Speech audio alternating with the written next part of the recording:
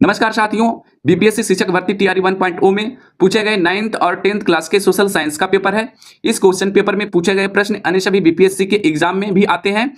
इस question paper में भी अधिकांश क्वेश्चन बीपीएससी के प्री और ऑप्शनल विषय में पूछे जा चुके हैं। तो चलिए इसका सोल्यूशन करते हैं। इस वीडियो का सब्जेक्ट है इकोनॉमिक्स। तो फर्स्ट क्वेश्चन है साथियों, इसका आंसर की बीपीएससी के ऑफिशियल फाइनल आंसर किसे लिया गया है। तो पहला क्वेश्चन है कि वर्ष 2022-23 में भारत की प्रति व्यक्ति शुद्ध राष्ट्रीय आय वर्तमान कीमतों पर कितना थी। तो 22-23 में 1,72,000 था, जबकि 2023-24 की बात करें तो 1,88,892 रुपया है। हमारा नेक्स्ट क्वेश्चन है, भारत में बेरोजगारी का अनुमान लगाने के लिए किस अवधारणा को राष्ट्रीय नमूना सर्वेक्षण संगठन द्वारा विकसित किया गया है। साथियों, इसमें बताया गया है कि एनएसएस जो है वो बेरोजगारी का अनुमान लगाता है। तो इसका सही उत्तर हो जाएगा विकल्प डी, यानी कि एक से अधिक सामान्य स्थिति बेरोजगारी और साप्ताहिक स्थिति बेरोजगारी का भी गणना करते हैं। नेक्स्ट क्वेश्चन है, भारत में पहले चरण में कौन सा गरीबी उन्मूलन कार्यक्रम शुरू किया गया। तो वो था एकीकृत ग्रामीण विकास कार्यक्रम, विकल्प ए इसका सही उत्तर हो जाएगा। चौथा क्वेश्चन है, एनएफएचएस 5 सर्वेक्षण के अनुसार भारत में किस राज्य में सर्वाधिक बहुआयामी गरीब थे। तो बिहार में, बी इसका सही उत्तर हो जाएगा। अगला प्रश्न है, भारत में बहुआयामी ग्रामीण गरीबी का प्रतिशत 2019-21 में क्या था। तो 2019-21 में था 5 सॉरी विकल्प ए इसका सही उत्तर हो जाएगा 19.28%। और वर्तमान की बात करें तो 11.28% है। 2022-23 का ये डाटा है, 11.28% 2022-23। नेक्स्ट क्वेश्चन हमारा है, भारत में बहुआयामी गरीबों में सुधार का क्या कारण है। तो इसका सही उत्तर हो जाएगा विकल्प 4, एक से अधिक। नेक्स्ट क्वेश्चन है, 2021-22 में बिहार के सकल राज्य घरेलू उत्पाद में किस क्षेत्र का सर्वाधिक योगदान था। तो सर्वाधिक योगदान तृतीय क्षेत्र का ही रहता है, पूरे भारत का और बिहार का भी यही हाल है। और वर्तमान यानी कि 2023-24 का डाटा भी लीजिएगा तो तृतीय क्षेत्र ही है, विकल्प सी का सही उत्तर है। नेक्स्ट क्वेश्चन है, बिहार का 21-22 में ऋण जमा अनुपात क्या है। साथियों, इस प्रकार का क्वेश्चन हमने बिहार इकोनॉमिक सर्वे वाले वीडियो में बता चुके हैं। तो इसका सही उत्तर हो जाएगा विकल्प बी 44.2%। अगला प्रश्न है, निम्नलिखित में से कौन सा बिहार के मानव विकास से संबंधित है। तो मानव विकास से संबंधित है उपयुक्त में से एक से अधिक, विकल्प डी इसका सही उत्तर हो जाएगा। नेक्स्ट क्वेश्चन है, फसल गहनता से आप क्या समझते हैं। तो फसल गहनता एक वर्ष की कृषि अवधि में एक ही खेत में कई फसलों को उगाना फसल गहनता कहते हैं। इसका भी डाटा कृषि वाले वीडियो में हमने बताया था। नेक्स्ट क्वेश्चन है, बिहार की वृद्धि दर 2021-22 में था। तो 2021-22 में वृद्धि दर बिहार का 10.98 था। अगर फिलहाल की बात करें यानी कि 2023-24 की तो 9.2% है। नेक्स्ट क्वेश्चन है, बिहार की 2022 में अनुमानित जनसंख्या क्या थी। तो 2022 में अनुमानित जनसंख्या 12.49 करोड़ था, जबकि 2024 की बात करें तो अनुमानित जनसंख्या होगा 13.07 करोड़। 2024 की अनुमानित जनसंख्या है बिहार की 13.07 करोड़। अगला प्रश्न है, बिहार की नेक्स्ट क्वेश्चन है कि अर्थव्यवस्था की आउटपुट स्तर में वृद्धि किसके द्वारा प्राप्त की जाती है।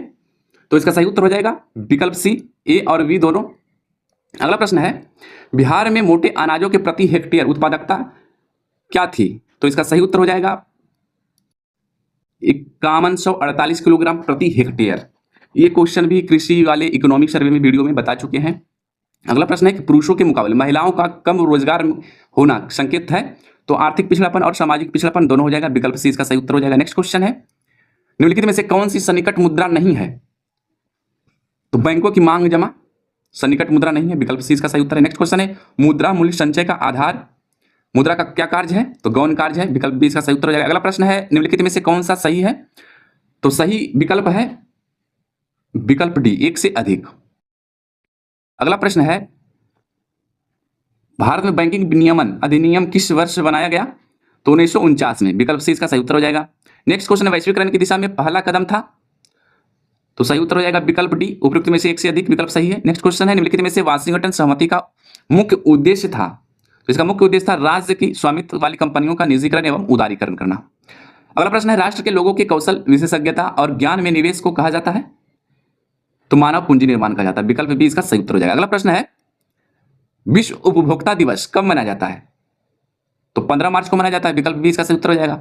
अगला प्रश्न है, उपभोक्ता संरक्षण अधिनियम 2019 में उपभोक्ताओं के विवादों के निवारण के लिए कितने स्तर की प्रणाली की परिकल्पना की गई है? तो त्रिस्तरीय प्रणाली की परिकल्पना की गई है। विकल्प सी सही उत्तर है। नेक्स्ट क्वेश्चन है, निम्नलिखित में से कौन सा सहकारिता का सिद्धांत नहीं है? तो वोट देने का अधिकार सहकारिता का सिद्धांत नहीं है। विकल्प सी बी इसका सही उत्तर हो जाएगा। नेक्स्ट क्वेश्चन है, निम्नलिखित में से भारत में कृषि साख समितियों का निम्न स्तर कौन सा है?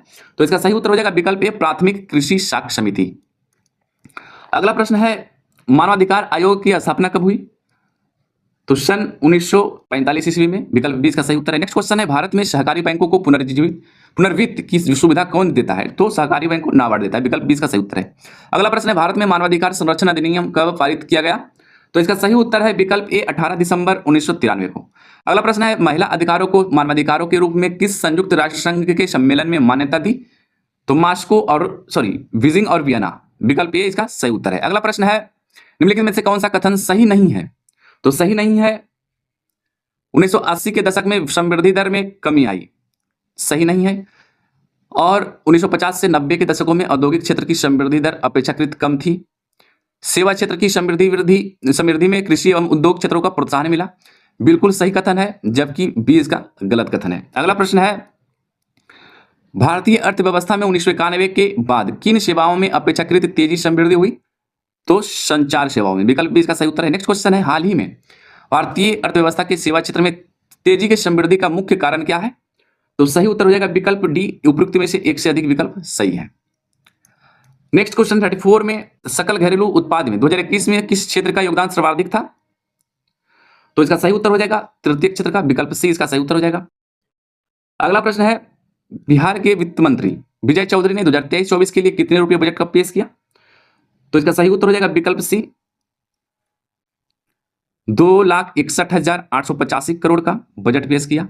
और 2024-25 की बात करें तो हो जाएगा इसका सही उत्तर, वो है 3.17 लाख करोड़। 2025-26 का बजट 3.17 लाख करोड़ रुपया। अगला प्रश्न है, विश्व निवेश रिपोर्ट 2022 के अनुसार भारत का प्रत्यक्ष विदेशी निवेश का स्थान कैमा था? तो यह स्थान था विश्व में 7वां। विकल्प बी इसका सही उत्तर है। अगला प्रश्न है, निम्नलिखित में से कौन सा ऑटोमेटेड टेलर मशीन का वर्गीकरण नहीं है? तो इसका सही उत्तर है विकल्प डी, एक से अधिक। नेक्स्ट क्वेश्चन है, निम्नलिखित में से अमेलित को बताइए। तो अमेलित इसमें है आरबीआई, जो कि गवर्नमेंट का बैंक है। नेक्स्ट क्वेश्चन है, वाणिज्य बैंक सामान्य रूप से ब्याज नहीं देते हैं किस पर? तो समय जमाओ पर, मांग जमाओ पर। विकल्प ए इसका सही उत्तर हो जाएगा, ना कि समय जमाओ पर, मांग जमाओ पर, यानी कि डिमांड डिपॉजिट पर। नेक्स्ट क्वेश्चन है, रिजर्व बैंक ऑफ इंडिया को अर्थव्यवस्था में साख की पूर्ति को नियंत्रण करने की आवश्यकता होती है, क्योंकि? तो साख में अनियंत्रित वृद्धि अस्फीतिकारी हो सकती है। विकल्प सी इसका सही उत्तर है। तो यहां तक देखने के लिए आपका बहुत बहुत धन्यवाद। मिलते हैं अगले वीडियो में।